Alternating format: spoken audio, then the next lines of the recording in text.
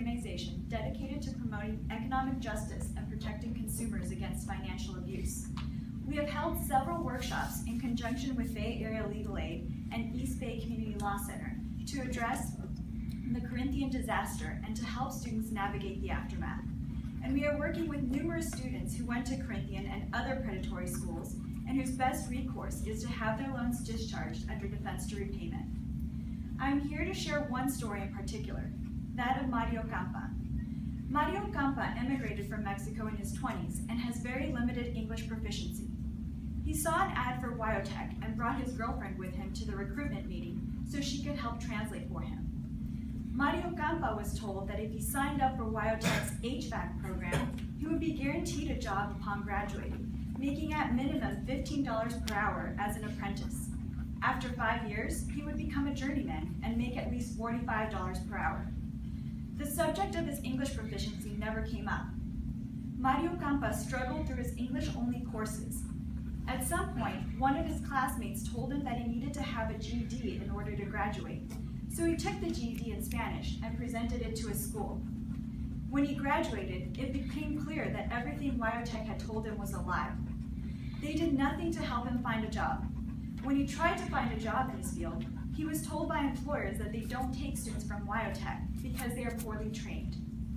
He finally got someone he knew to hire him at $10 an hour, and since he graduated from his program in 2007, he has never been able to find a job paying him even $15 an hour. As a result, he has had to declare bankruptcy, and he has defaulted on his federal family education loans, his FFEL loans. His story is awful and also all too common. Since we started helping Corinthian students just a couple months ago, we have spoken with 6 people who attended this Wyotech HVAC program in Fremont from 2006 to 2015, who all shared similar stories. We have spoken with about 170 former Corinthian students altogether in just a couple months, the vast majority of whom would only be eligible for a discharge through defense to repayment. They too share strikingly similar stories to that of Mario Campa. In light of Mario Campa's experience and other student stories we've heard, I'd like to make 4 points about the department's negotiated rulemaking agenda. First, there needs to be a clear and transparent process that is easily accessible for students eligible to receive a discharge of their loans under defense to repayment. This process should also have language accessibility. In our joint workshops with Bay Legal and EPCLC, we saw hundreds of students who potentially were eligible for defense to repayment. They all attended Corinthian schools, which were known to have been shut down for their misconduct, which has been going on for years. While some students had heard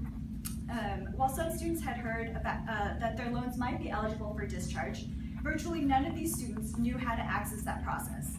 Many of the students had seen the department's website describing the application process, but virtually none had submitted an application because they didn't understand the process and thought it was too complicated. Second, all federal loans should be eligible for defense to repayment discharge and should be discussed in the negotiated rulemaking. It should not be limited to direct loans only. Mario Campa should not be treated differently for having FFEL loans, while someone else in the same situation is eligible for a discharge because she took out direct loans. The department should address all federal loan borrowers equally. Third, automatic group relief should be given where warranted.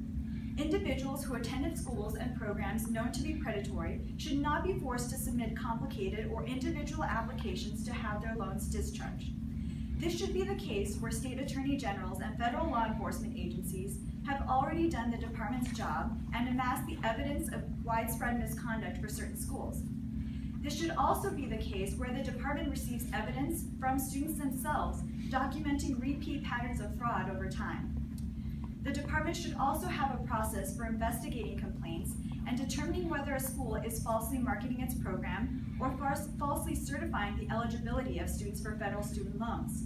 This will ensure that bad schools are caught early, that harms to students is minimized, and that taxpayers are not stuck footing the bill for misconduct by predatory schools. Where the department is in receipt of school misconduct, it should proactively identify students impacted by predatory schools and programs and automatically discharge their loans. Finally, false certification and other discharge regulations should be revisited and expanded alongside defense to repayment discharges. In Mario Campa's case, the school falsely certified his eligibility for federal financial aid. There is no way that Mario, having very limited English proficiency, could have benefited from an English-only course without any ESL support, despite having passed a GED test. Yet for false certification, there is only one ability to benefit form that does not apply in his situation because he received a GED while enrolled in his program. It would serve both the department and students to revisit regulations for false certification and other discharges to provide an additional and simplified avenue for relief for students who attended schools that not only defrauded them, but also defrauded the department by falsely certifying students' eligibility for federal loans.